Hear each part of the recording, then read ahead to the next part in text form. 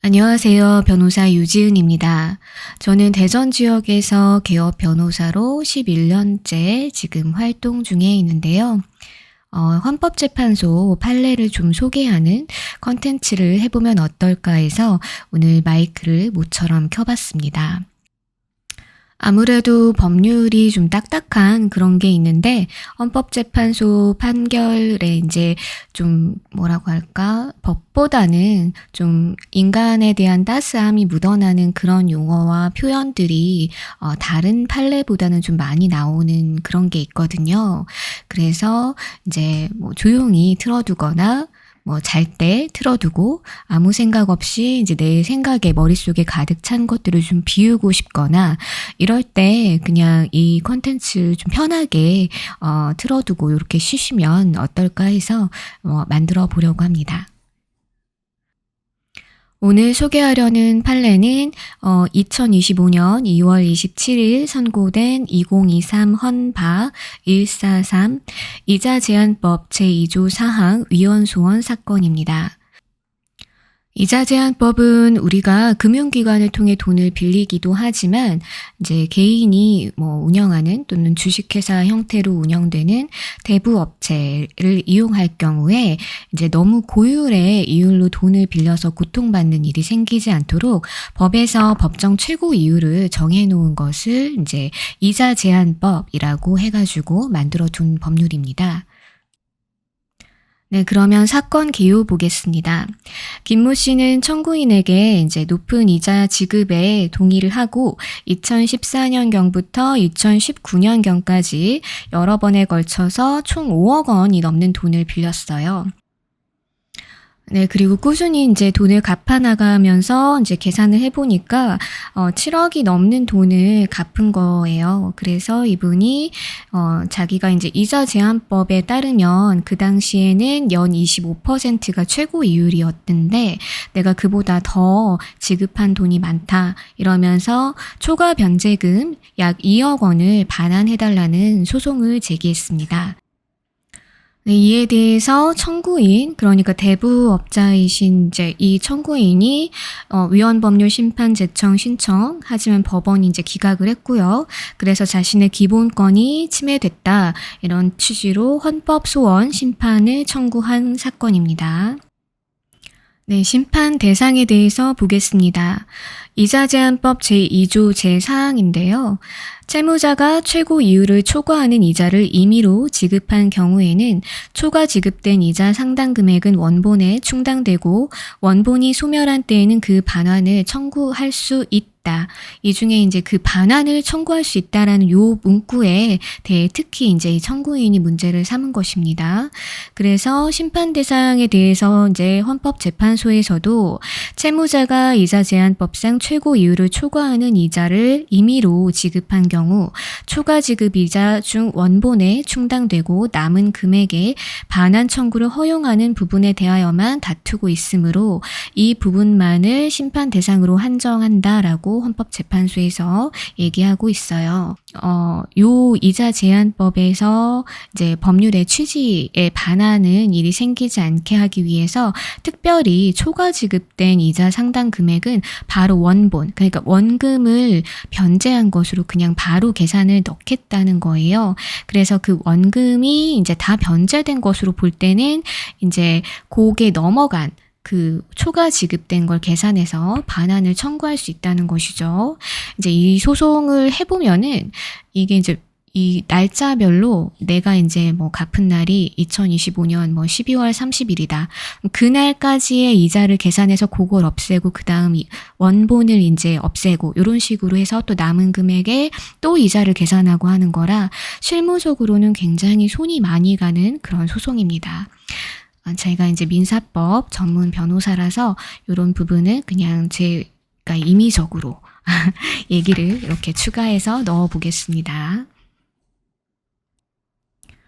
네, 그러면 청구인의 주장 부분을 살펴보겠습니다. 초과 지급 이자는 민법 제746조 본문에 따른 불법 원인 급여에 해당하므로 채무자는 원칙적으로 그 반환을 청구할 수 없고 민법 제746조 단서에 따라 그 불법 원인이 수익자인 채권자에게만 있는 경우이거나 채권자의 불법성이 급여자인 채무자보다 현저히 큰 경우에만 반환 청구가 예외적으로 허용되어야 한다. 그런데 심판 대상 조항은 채권자와 채무자의 불법성을 비교하지 아니하고 일률적으로 채무자가 초과 지급 이자의 반환을 청구할 수 있도록 규정하고 있기 때문에 이는 과잉금지 원칙에 반하고 또 채권자의 계약의 자유, 재산권을 침해해서 헌법 제119조 제1항 또 시장경제의 원리에도 위배가 된다. 이런 주장을 하는 거예요. 네, 조금 의아한 것이 그 민법 제746조를 좀 살펴볼 필요가 있는데 불법 원인 급여라고 해서 불법의 원인으로 인하여 재산을 급여하거나 노무를 제공한 때에는 그 이익의 반환을 청구하지 못한다. 그러나 그 불법 원인이 수익자, 그러니까 수익을 이제 얻은 사람에게만 있을 때에는 그러하지 아니하다. 이런 법조항이거든요. 이제 이게 적용되는 경우는 도박 자금으로 돈을 빌려 주었을 때, 범죄 대가로 돈을 지급했을 때, 이제 불륜관계 대가로 아파트나 금전을 지급했을 때, 이런 경우를 얘기합니다.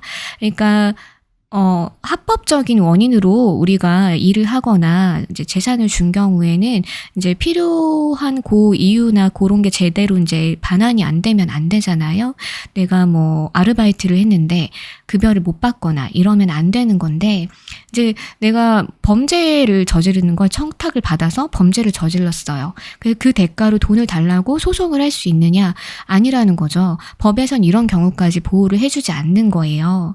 근데 지금 이 청구인, 그러니까 대부업자의 주장은 마치 이제 좀 채무자도 이런 부분에 책임이 있지 않냐, 그러니까 동의를 했다는 거죠.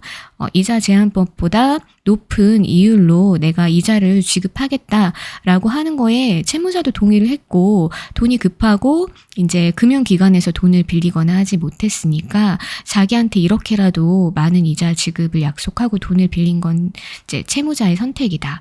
이런 주장을 하는 그런 거인 거로 보여요. 이에 대해서 헌법재판소가 어떻게 판단을 내렸는지 살펴보겠습니다. 심판 대상 조항은 초과 지급 이자 중 원본에 충당되고도 남은 금액이 있는 때에는 채권자에게 그 반환을 청구할 수 있도록 규정하고 있다. 이로써 심판 대상 조항은 사인 간의 금전대차 계약 체결 시 이자 제한법상 최고 이자율 규정을 준수하도록 하고 채권자에게 초과 지급 이자에 대한 반환 의무를 부담시키므로 채권자의 계약의 자유와 재산권을 제한한다. 따라서 심판 대상 조항이 과잉금지 원칙에 위배되어 채권자의 계약의 자유와 재산권을 침해하는지 여부가 문제된다. 청구인은 심판 대상 조항이 헌법 제119조 제1항에 위반된다고도 주장한다. 그런데 헌법 제119조 제1항은 헌법상 경제질서에 관한 일반 조항으로서 국가의 경제정책에 대한 하나의 헌법적 지침으로 직업의 자유, 재산권의 보장, 근로 3권과 같은 경제에 관한 기본권 및 비례의 원칙과 같은 법치국가 원리에 의하여 비로소 헌법적으로 구체화되는 것이다. 따라서 심판 대상 조항이 과잉금지 원칙에 반하여 재산권 등을 침해하는지 여부를 살펴보는 이상 이 부분 주장에 대하여는 별도로 살펴보지 아니한다. 네, 이제 요약을 하자면 이 조항이 과잉금지 원칙에 위배되는지 여부만 살펴보겠다는 겁니다. 과잉금지 원칙은 이제 비례의 원칙이라고도 해서 헌법재판소 이제 판결에서 제일 많이 이제 적용되는 원칙 중에 하나이기도 해요. 이제 첫 번째로 목적의 정당성, 그리고 수단의 적합성, 이제 다음으로 침해의 최소성, 그리고 법익의 균형성, 요렇게를 이제 살펴보는데 이 사건의 경우에 헌법재판소가 어떻게 판단을 했는지 살펴보겠습니다. 첫 번째, 목적의 정당성 및 수단의 적합성. 심판 대상 조항은 이자율이 과도하게 높은 금전대차 계약의 폐해로부터 국민 경제 생활을 보호하기 위한 최소한의 사회적 안전장치에 해당하는 이자 제한법의 실효성을 확보하기 위한 것으로 그 입법 목적이 정당하고 심판 대상 조항이 채무자로 하여금 초과 지급 이자의 반환을 청구할 수 있도록 함으로써 채권자가 불법적인 금전대차 계약을 통해 취득한 이익을 보유하지 못하게 하는 것은 위와 같은 입법 목적을 실현하는 데에 적합한 수단에 해당한다. 이제 과거에 이렇게 법치주의가 이제 제대로 정착을 하기 이전에는 아주 높은 이율로 이제 고리대라고 하죠. 그런 거로 이제 돈이 급하게 필요한 사람이 굉장히 큰 불이익을 감수해야 되는 그런 일들이 생겼었어요. 이제 역사를 좀 공부하시게 되면은 이 부분에 대해서 여러 케이스들을 이제 좀 직간접적으로 접하게 되실 텐데, 이제 그런 거를 방지하기 위한 이제 제정된 그런 법률이고, 이 조항은 이제 그 법의 입법 목적의 실효성을 확보하기 위한 거기 때문에 이제 이 조항도 정당하다라는 거죠. 그리고 수단도 이제 이 채권자가 얻은 이자 수익을 전부 반환하라는 게 아니잖아요. 법에서 정한 이제 이 당시에는 연 25%였고 현재는 지금 연 20%입니다.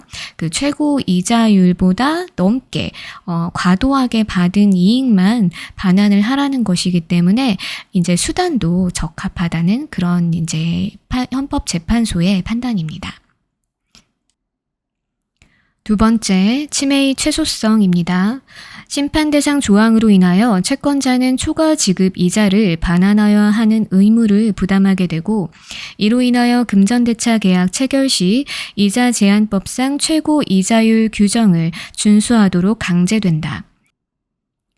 그러나 입법자는 이자율이 과도하게 높은 금전대차 계약에 대한 적절한 규제가 필요하다는 사회적 합의에 따라 입법 당시의 경제적, 사회적 여건을 종합적으로 고려하여 허용될 수 있는 이자율의 상한을 정하되, 구체적인 최고 이자율은 대통령령에 위임함으로써 경제 사정의 변화에도 유연하게 대처할 수 있도록 한 것인 바, 이와 같은 이자 제한법상 최고 이자율을 준수하는 것이 채권자에게 지나치게 가혹하다거나 불합리한 결과를 야기한다고 보기는 어렵다.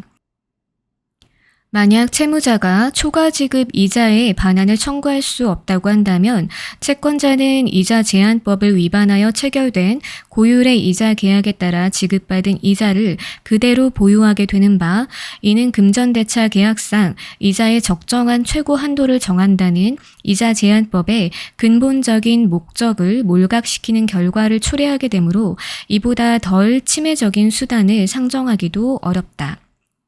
청구인은 심판 대상 조항이 구체적 사안에서 채권자와 채무자의 불법성을 비교하도록 규정하지 아니한 점이 부당하다고 주장한다. 그러나 이자 제한법상 최고 이자율을 초과할 정도의 고율의 이자를 감수하면서도 금전을 차용하여야 하는 채무자는 경제적으로 매우 궁박한 처지에 놓여 있을 가능성이 높은 반면, 채권자는 경제적으로 상당히 여유가 있는 상황인 경우가 일반적이다. 게다가 채무자로서는 고이율의 사채 외에는 선택의 여지가 없는 반면, 채권자는 채무자의 신용이나 담보 가치 등을 고려했을 때 이자 제한법상 최고 이자율 이하로 금전을 대여할 경우 손해를 볼 위험이 크다고 판단된다면 이를 거절함으로써 그러한 위험에서 손쉽게 벗어날 수 있다. 또한 개별 사건마다 채권자와 채무자의 불법성을 비교하여 반환 청구의 허용 여부를 결정하도록 한다면 해당 쟁점을 둘러싼 법적 분쟁이 장기화될 가능성이 높고, 그 기간 동안 채권자는 초과 지급 이자를 법률상 원인 없이 계속해서 보유하게 되며 채무자에 대한 구제도 늦어지게 된다. 장기간의 법적 분쟁 끝에 결과적으로 채무자가 초과 지급 이자를 반환받게 되더라도 이자 제한법의 입법 목적과 실효성은 그 자체로 상당 부분 손상될 수밖에 없다. 초과 지급 이자의 반환 청구 허용 여부는 당사자의 구체적, 주관적 사정과 관계없이 규범적, 객관적으로 정해질 필요가 있다. 입법자는 위와 같은 사정들과 민법 제746조가 보호하고자 하는 공평과 신의 측의 정신을 고려하여 채권자와 채무자가 이자 제한법상 최고 이자율을 초과하는 내용의 불법적인 금전대차 계약을 체결하고 채무자가 그러한 초과 지급 이자를 임의로 지급하였다면 일률적으로 반환을 청구할 수 있도록 규정함으로써 법적 분쟁을 최소화하고 채무자에 대한 구제가 신속히 이루어지도록 하여 이자 제한법의 실효성을 확보한 것인 바 이러한 입법자의 판단은 합리적인 것으로서 충분히 수긍할 수 있다. 따라서 심판 대상 조항은 침해의 최소성에 반하지 아니한다. 비례의 원칙에서 보통 두 가지 아니면 몇 가지 기본권이 서로 충돌을 하는데 한쪽의 기본권이 제한되는 경우가 종종 있습니다.